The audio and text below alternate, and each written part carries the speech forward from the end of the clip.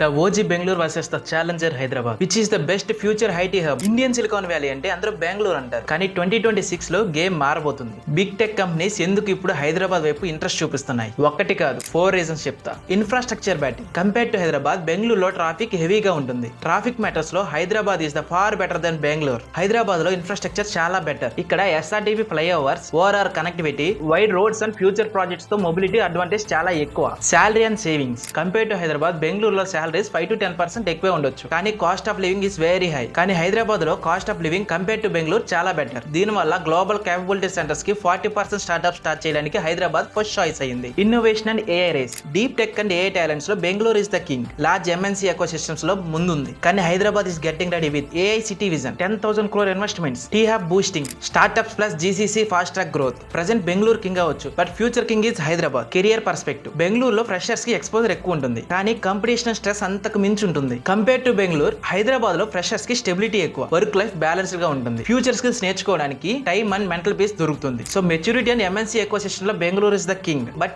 Is of living, infrastructure and future growth లో Hyderabad is the best. మీ opinion comments లో చెప్పండి. ఇన్ఫర్మేషన్ నచ్చితే లైక్, షేర్ అండ్ సబ్స్క్రైబ్.